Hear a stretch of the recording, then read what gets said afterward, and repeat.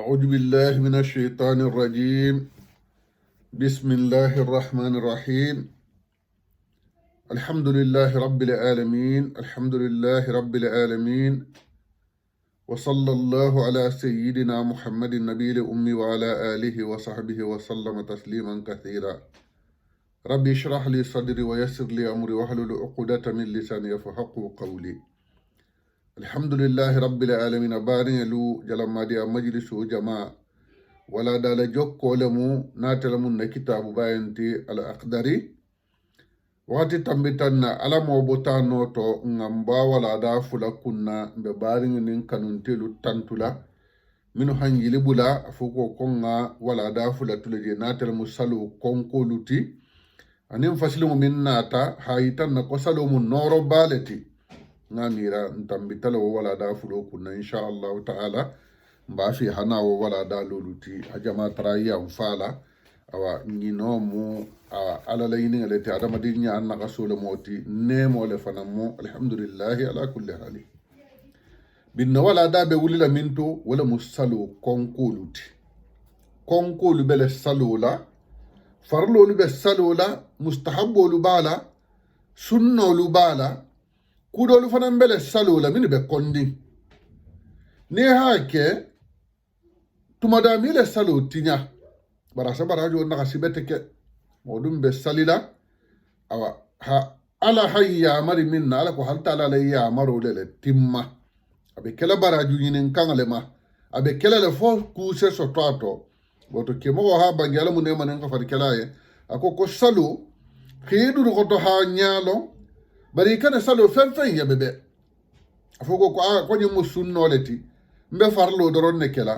ni ha farlo doron ke man sunno ke sunno ha kam min nasili ma me osotato ni ha farlo ni sunno ke mustahabbo min bato imam mustahabbo luke ya kan tono min so tola mustahabbo ke to isa fo tono wala ni tati taw ha konko nyinu ke nin alama edema ase do na si barajola bo to hi long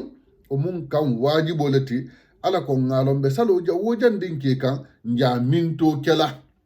be bimbe kumala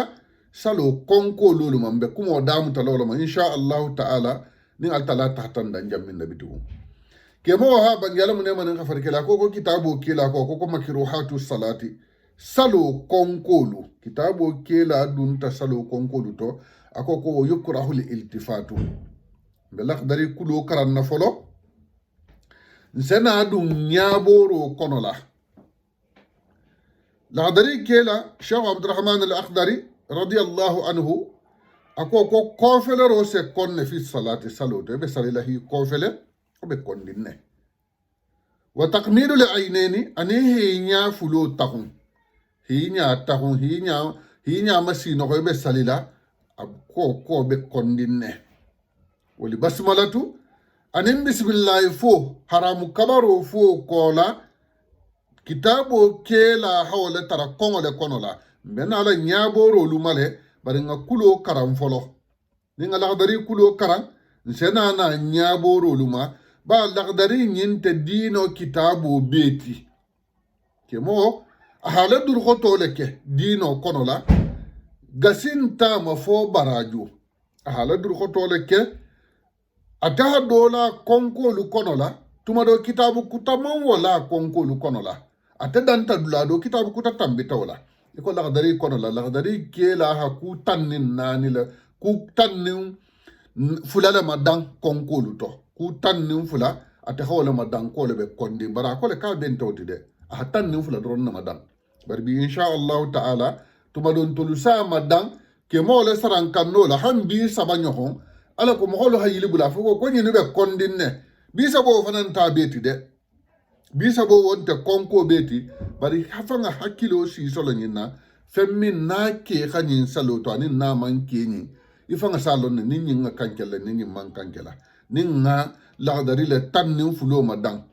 na tana mu hallawo kan nsa yil ansalo to min tutaje bitugo hakilo so to le kamalla fuko ko be kondinne والتعوج أن أعوذ بالله فو حرام كبرو كي كولا وبكونن في الفريدة فرسلوتو ويجوذاني برا فلوس دغالي في النفل نافلة صلوتو بس بسم الله فو حرام كبرو كولا أنا أعوذ بالله فو حرام كبرو كولا مالك كندا شاه عبد الرحمن الأقدري أتلا نيابوروتو أكو كولو فلو بكوندين فرلوتو بري فلوس دغالي نافلوتو والوقوف أنا هيلو ألولو نيوكو أكو كانين قيلو على رجل واحدة سنكيلينغلا لو بتا كنتو جانيا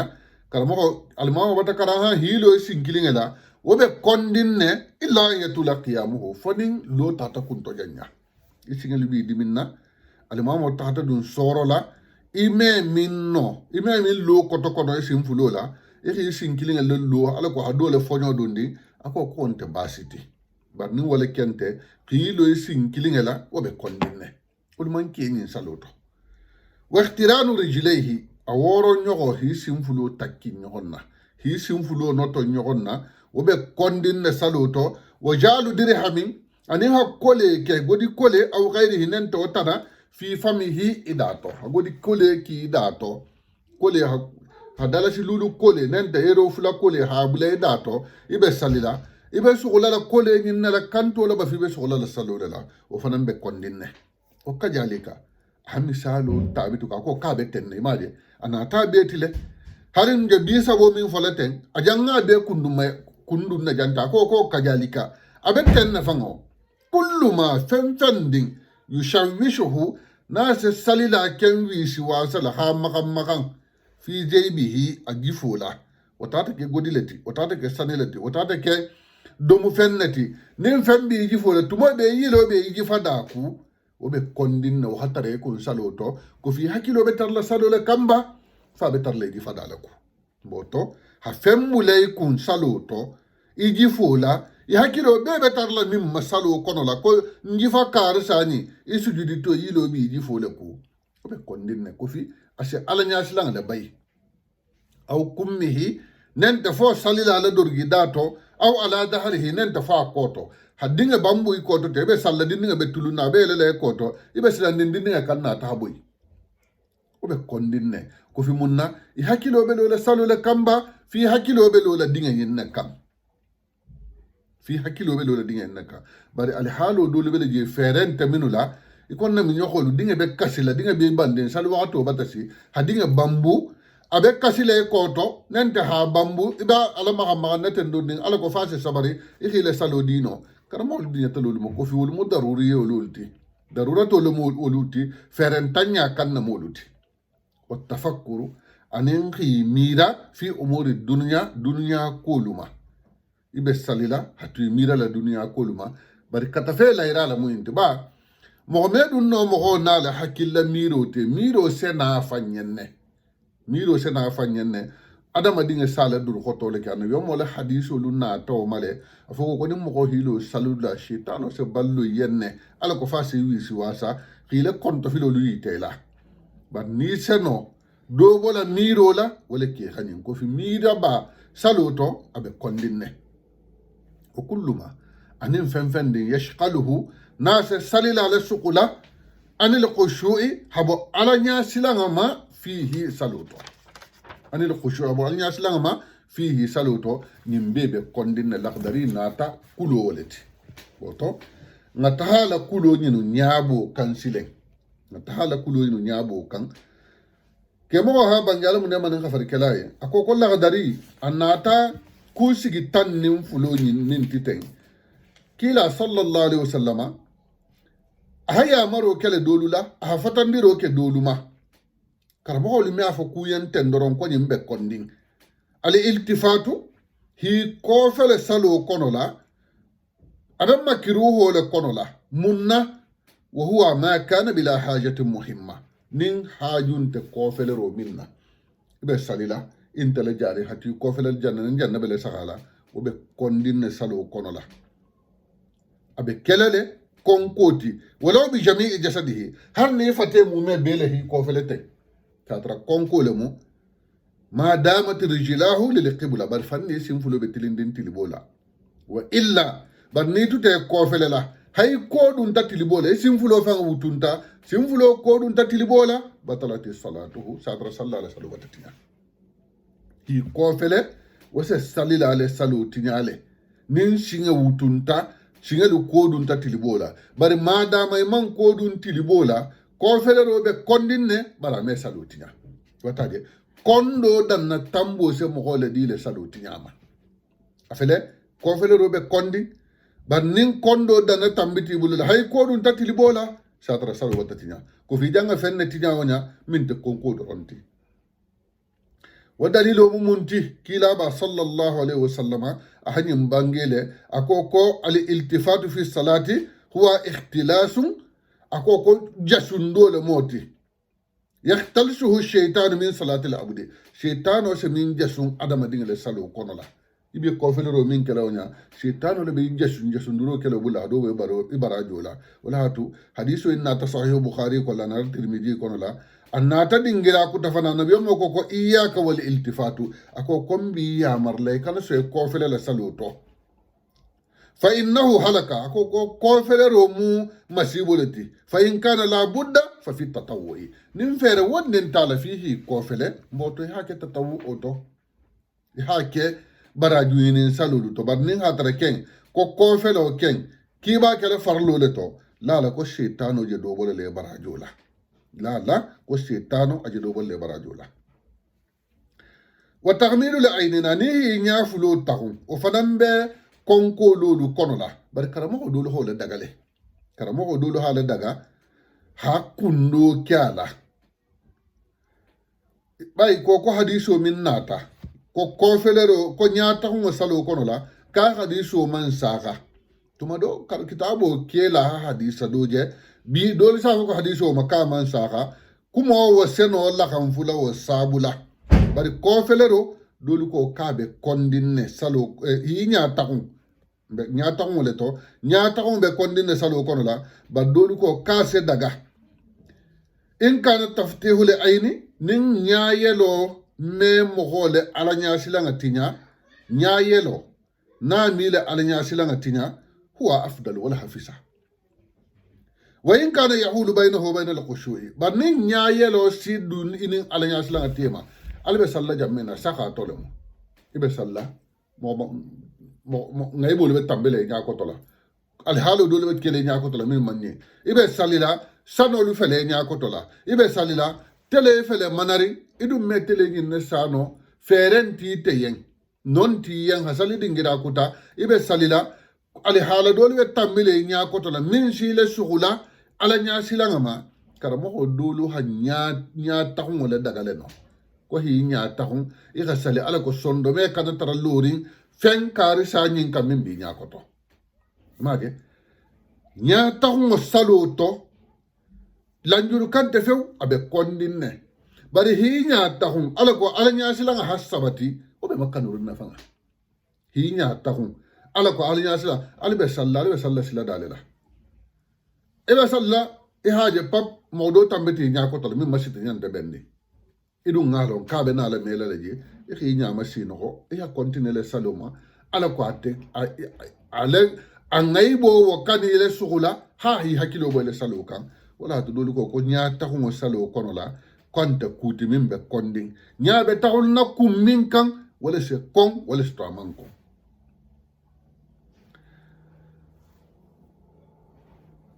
kitabo kela tata yin fanan ma ako ko wali basmala anin bismillahi fo wa ta'awuji anin tangañininge ñino maliki kunda fanga karamoxolu xa ñoxon soso bismillahi fo nin awa awuju billahi fo to dingira nani mudawwana maliki majhabo kitabu ba dole mu wolu tata le kon le kan ka be kondinne bismillahir rahmanir rahim fo haramu kabaro kola nenta hawju billahi fo haramu kabaro kola ka be kondinne ba dole ko imam na maliki na tala daga ndiyate ko imam na maliki ko ka se daga dole ko na se daga mboto fo na filuto dole fanan nata ibn nafi ko wajibo le ko ba ki ko kila hakele hadisu bata sotama ko kila ba hakele komba ka ki mu wajibo le ti ala kullu hali karamo lo han nyon soso akusi falu male ntolla tilijigi ntolla maliki kunda ntolla alifalu miake haramu kabaro kola ime bismillah fo ime audu billahi fo isedun salole to ntolla alifalu lu to wala kam hadisa min ni hawje na alifalu hidin non la tol kenna alifalu be non ne kam bar nimi ngake no basinte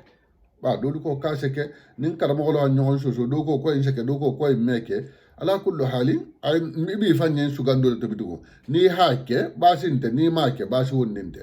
parce que satra abe lorin salo dingirale to min te salo sunna golengati salo farlante ni safo ka ke baliya se salo tinya minu ke baliya se salo tinya wolibe madandin o musalo tonkan lol o musalo wajibo lolti anto kono hadiso na tale min mutata sayyidina abi hurairah tama akoko annabi mu sallallahu alaihi wasallam tartale nun na hasalo dalaka aside dondin sayyidina abu hurairah na tayi ka koko kila kisa mun fo allah akbar lu temani hide dondin akwai kon safal allahumma ba'id bayni wa bayna qataya kama ba'adta bayna al-mashriq wal maghrib اللهم نقيني من الخطايا كما ينقى الثوب الأبيض من الدنس اللهم اغسلني من خطاياي بالثلج والماء والبرد اكو كونس دواران ني نكرا موتو دول سي جيتتا ادواران كرامما دول مالكي كوندان دول با جامنا دول من نونتا دول مي دواران كرام بر حديثو بتس من غايتا اكو كو كيلا با ترانسا كله موتو نيمي غاكي abata kila la nigi basinte mimmake ufanan bata hadisa kutata ningaita ko kila make ala shebol make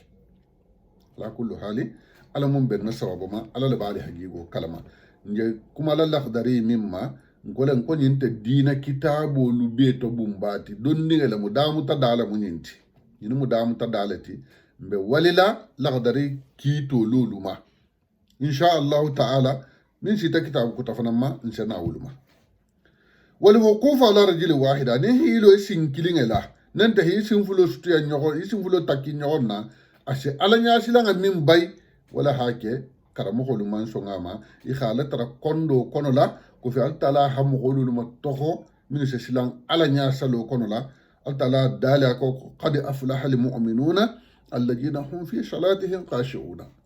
الذين هم في صلاتهم خاشعون مؤمنون لبتا غاني بتا تيني بتا بالو منو سيلان على إلى سالوتو وجعلوا درهمين أنين هكولي كي أو خيره ننتفو تنا في فمه إدا كونولا وفننس على سيلان على باي با سيلة سغولة إمالو حكا منكلا لغدري كيلا ناتا أكوكو تفكر ننهي ميرا في أمور الدنيا دنيا كلما وكل ما يشغلها ننفهم سعادة مدينة لسغولة أنين الخشوع في الصلاة حبو على سيلان مسالو كونولا kofi sondome la boro habo alnya silanga ma ase dobo salo barajo la annabi Muhammad sallallahu alaihi wasallam hayin bangela ko ida ajjana bis salati adibara shaytanu lahu duratu nin kiliro keta salo ma shaytanu si kodu na tari abe fanyo bilal tari ala ko akana wada ni kagame banni wadan lahi de shaytanu senale hanailo salila nya kotola hana tutulun nila ni mogo be salje mutala hana to tulun nela ni mogo be salla hana to tulun nela hay hana to fanga fayde malon I hamun sali I hamun tuje hay tuta I malo I hamun sali I hamun tuje ko fi shaytano le se tulun adama dingala alamun kisla shaytano ma la dari kela ku tannin fulonin hanyin na madan bari asifalu hasiyale adole munyinti tannin sabanyo ki bulo le iteto hiti eto muta ibe salila hiti eto muta ibe salila umusalo konko luluti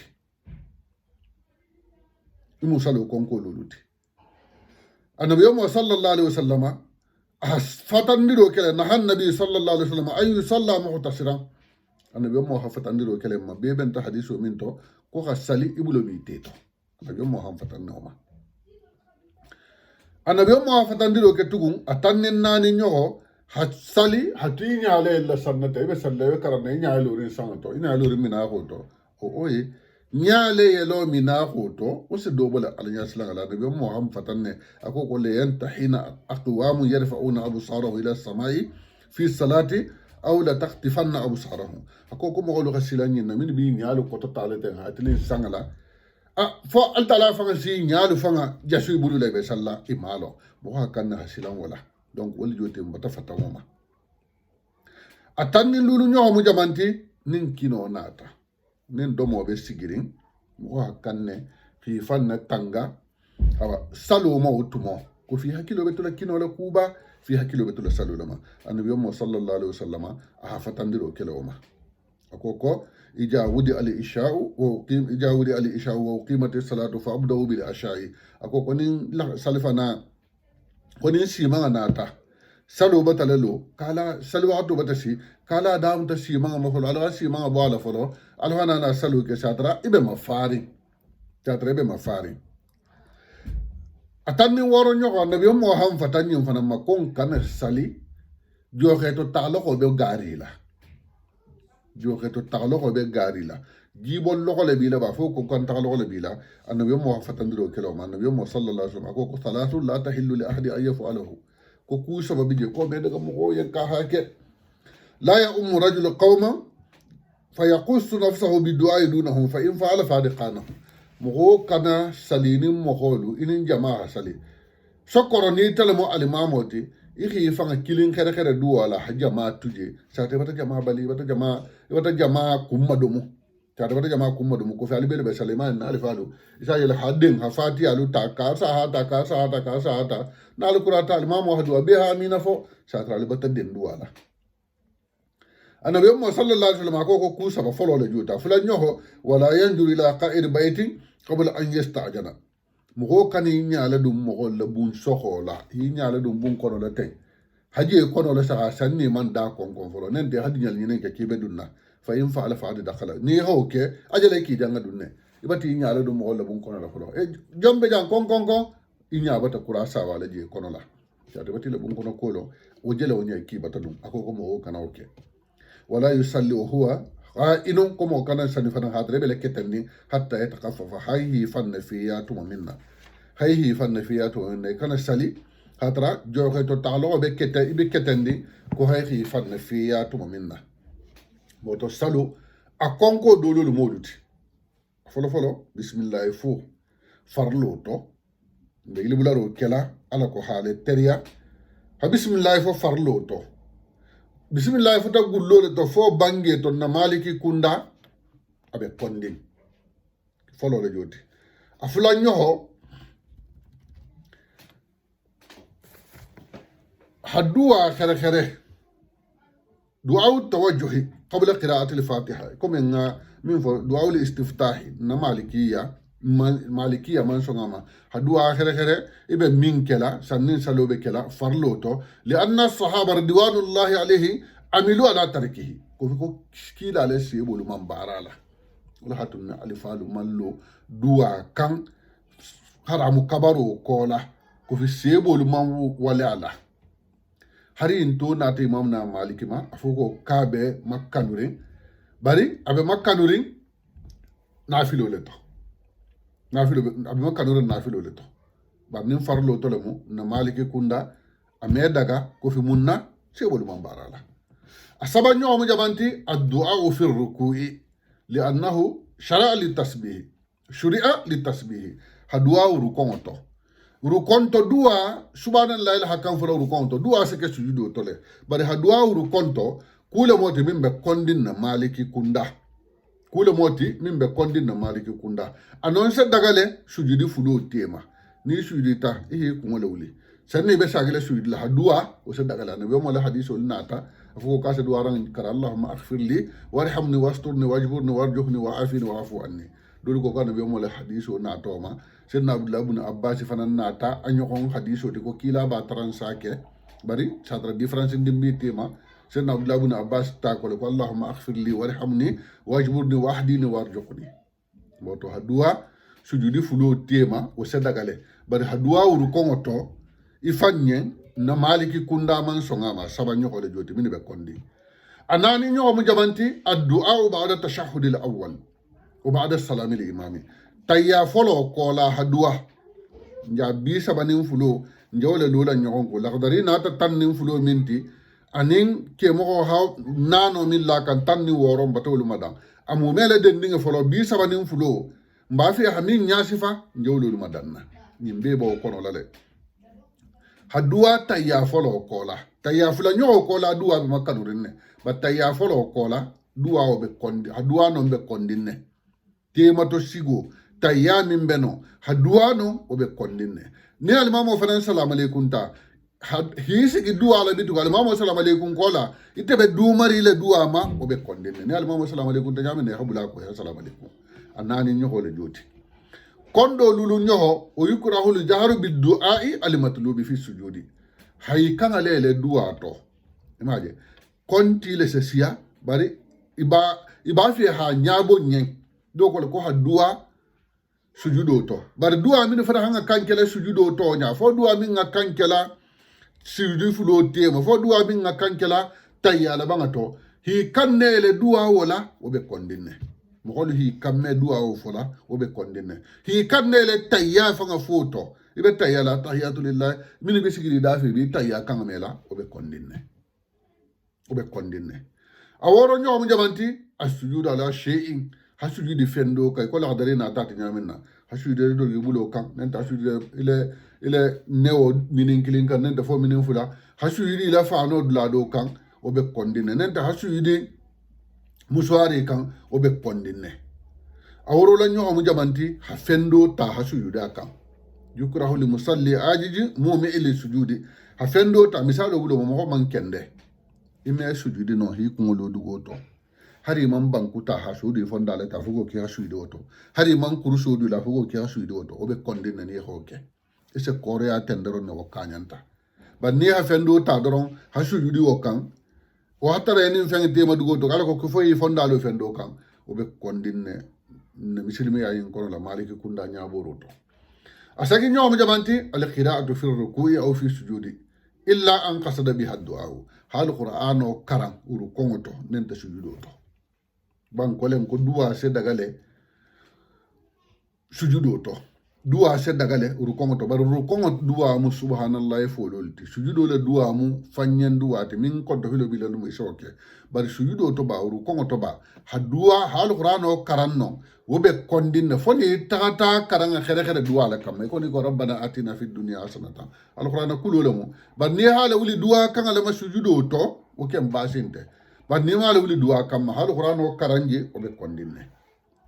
akonon to nyomo jamanti maliki kunda ha duwa do khere afugo ko mbenne kele ha duwa do khere ala ko kana kudo la farla e famma ise minno nende kila ha minke ihawoke nin konto filimi mila lumine ihawoke wonte basi woninde bad ha fa fo ko fo ku ka sa nyinne mu satra mbata kula farla ya nyohom ma min ta farlati nin nga kudo ke nyohon kan farloti min man farla ya satra mbata kula dun dino kono la wala ti imam na maliki manson ko nga duwa wo khere kam ma fo ko asano falta duwa nyingani kila wata jinke bara ma fo teku ko fo nyinke hakilin khere non ki bo kela o be salo konkol kono dale akonon to nyomo jamanti addu'a bil ajamiyya hadwa jahanga kangala hadwa susu kangala hadwa kan kutala min tarabu kanti mo yem min seno arabu kan fula ni mo min me arabu kan fo no few iman ku sandu afula arabu kan to few kon to filo do bila ila tayya fula nyoho ko le ila kon to filo fule jahanga kan to lolu ko kase dagala bay me afono arabu kan to nente sujudo to lolu ko kase dagala bat ni ken sa fono arabu kan to itata kankuta fo ya janga kanga fo ile salo kono la haramu kabaro nin salam alaikum o tema satre watana konkoti ni hala wuli duwa la kamma ni ki tawle tandoro ha fuje batele salo tinya ko hibata kuma salo to a konon to atanni kili nyom jamanti ki ko fele ikon tammi to la lakhdari ko la nyana buluba ni marala fanni singe be sabateri wonta basi to banni singe sabat isinge ko dun tatilibola satara ile salo wata tinya ko hibati ko le di salo la atanni fula nyomo jamanti tashbiku li asadi hakumo boy bululu to be salida bataje ni hale sa daji go do moludi ni manke ni hakumo bo ibululu to be salila o fana musalo konko lulu to be kondene mo mankan hake mo manka ame fo kase salo tinya bara se dobo salo barajola atanni saba nyomo jamanti ali iqa fi salati ki nyongi salo to ki sigi ten isi isin kono ningalu be dungo be tilindin tiliji gola ibe salila hisigi sinte go kono la jangol me ko hisigi sinte go kono la obe kondin salo kono la bar dolu je sa tara kumbunya kamma nan da sindimi nan da jangar do kamma nin lanjuro hibulala sa tara wanta basiti tannin nani nyoko mu jabanti ona tal lagdari kono la at takhassur fi salatihi bulo le tito hi tito mu tebe salirin kila ba han fatan noma atanni lulu nyom jabanti takmilu li aynin hi nyafulu takum ibe salila o fanan be kondine illa li qawfi wuqi basarihi ala ma yashghalu an salatihi foni islam tanya kana talu fendo to min se bonne saluka o be kondi tanni woro nyom jabanti hi sinkilinge kotota nende hi lo sinkilinge la lole janya kamma na keta lole janya lati wanda basiti bar na manke kunwo kante hi lo sinkilinge la nente hi sinkilinge kota nente hi tinti sinkilinge kan wol musalu wol se dobo salo barajo lale tanni wuro la nyoko at tafkiri bid dunya hi mira dunya koluma kon tammi tola la dari fan kono la nyamina tanni sagonyo mu jabanti yukrahu li musalli wadu o shay fi kumya fendo le durgi dato iji fola e koto o fanan be kondinne tannin konon to nyoko ali abathul qalil bi yadihi fi thawbihi aw lihiyatihi hatu tulunna ibe sallay bi la durgolu toben ibe sallay bi boral masabalate ahadi mo goli en boral la te ibe sallay be karanna hatu boral mo silata to boral masabala abe kondinne salo ko la borante tulundanti manin tulundan fanamu salo tonte abe kondinne salo to hatulun i borala hatulu ila fanola hatulun mesengale siya obe kondinne nganyari ba fanan be kondinne ibe salila ibi fate dingiral manganyala fo man toro kande lado bati nganyate ibulo taji han kodon to nyolo joti hi fam manganya man toron tementi ala ko kana la jabe jawo jabe manganyal tan rebi ko to nganyala obe kondinne salu hakanna hamafa tek hakanna hamafa nim man toro na te sake basinte at mugannin kili nyom jabanti at tabassumu in kana qalila munyo hamunya nin khatar don dinamo ba nim munyo siyati bulula salu fan setina hakka si salu to sadaga bari munyo fanga be kondinne mugannin fula nyom jabanti aksu sha'rihi hay kungo la siti ita jete mo holla rasama lote hay kungo made hay kuntinyo made halisiti ko maten ala ko tumbe sala ko ngan kungo la siti ke kuntinyo se bulale ke sa kuntinyo bulale baraman kay munun tanyo kay la musulla ke kuntinyo se bunyale misilime ya mam balanyen na ko ke ha kungo da misilime ya mam bala wala fona me seniano bari kuntinyo moli min ben tolukun ane min be arabo luku wolun te kilinti nin tolu han talu da fonin alhandima hakuri kela nogola maradulati ala kullu hali kulamu muda lawal ni sani kono la jawahir li ikilili abele je ko ke me akun firin wol jote na hada basinte nu almamo dol trambeji almam bawli ko lonna ba dol tramta transi ko da hake turkilim fula jonte hada te halaji gitema wonta basiti mislimi amam balangala bari hay ko toben ha ke rasate halasi tema ten ko menala salla obe kondinne amo ganni sabanyo mo jamanti ha fendo tuje salo to ko ba ko sunnole mo ayo sunnole mo mangole sunnyumu sunna fe malete ba sunna golenge ni ko tuje suyudu sahawida bima ba sunna fe ma ni ko tuje suyudin tima ba sunna fe ma wudu tuje tentum ko ba sunna fe malamu obe kondinne salo kono la obe kondinne amo ganni nani nyo mo jamanti tisolale ala tanto obe kondinne obe kondinne na tata ala tanto ala salo metinya bara be kondinne kon tamita wala nyaminna nente ha tisola dale tege koro yala mo ko jana ko tiso ako ko alhamdulillah rabbil alamin bulo lo ayente sha ko me ba fola en ko yarhamkallah hati sola dale tege bulo la nente ko robe kondina bar nin kontor la ken nata mo wa kontrole ko assalamu alaikum bulo ko to nente ko to donte karamo lu ko se dagale kente basiti amogani lulu nyom jamanti ha aya do karan salfana lu sabanyo ko to fatiha ko la nente ha soro do karan salfana lu nani nyoto to woljoti farlo ari kan fulala banga do ha fendo la wolu kan obe kondina maliki kunda ibsa fatiha do ronna ari kan fula folo isa ayo laka nenta soro laka bari arkan fulala banga nenta fituro arkan kilina banga o hadan fatiha droma ni tata fen kafu ma maliki kunda abe kondinne bari komba kalama nyamena hadiso dolu natale ko kila ba sallallahu alaihi wasallam tranche dolu lakan bari ala kullu halin kitabu majhaba kelalu hadiso minu sitima hila majhabu sigi wala kan itulu hiji go sigi hadiso minu to dolu fana be hadiso le musatre haje bari haje le sebol man bara wala tumado ifana na to tuji ba ikome na maliki kunda majhabu imam na maliki awa hala majhabu sigi madina le tabi'in olu be je wotumo donc nin wol hakila lonne hakila jela luje hakila ko lon kila fanga ya madina jeldi kila la adoli bolu kalamale wo be kondina salo kono la amu hadni woro ñoomu jamanti halu qur'ano kundu maylama sorol hilo ñogon ko tambe talala ko kan ko le mu ni ha soro janga do karan ya saagi koma ya suratul buruji karan ya bononte hana suratul tariqi bari kana kunnu maylama de kana suratul tariqi khayla suratul buruji ni ha ka me salo tinya me futi kala barabe kondinne ko fi batal qur'ano kundu maylama qur'ano be soliri nyaminna ibata bonya bara me futi nya salo amogani orowla ñoxo hi tego gosi nante hi bulo ko mo tantante de a kete me tege gosi ay me ibulu topote ay isa subhanallah ila fo ni mo tantanta isa fa na ko subhanallah amogani sagi ñoxo hasali sapo koma pilasi be konola hasali sapo koma pilasi be konola misali fete mo be aradna inya ba ko kundula be no into mo te fara la fenfendi ikilin na sali koma ba logon tile hatara jama yinto muslimi ya kono lobe kondinne mo hadnin konon to nyoko hasali hitilin tamanola hasali tamana kunnu ka ko karanta nente tamana dingin laro ba majushi olol shawke hasali hi nyatilin tala harin tol to majushi nangan nente tin kombe tabatu lo barin kanile nigi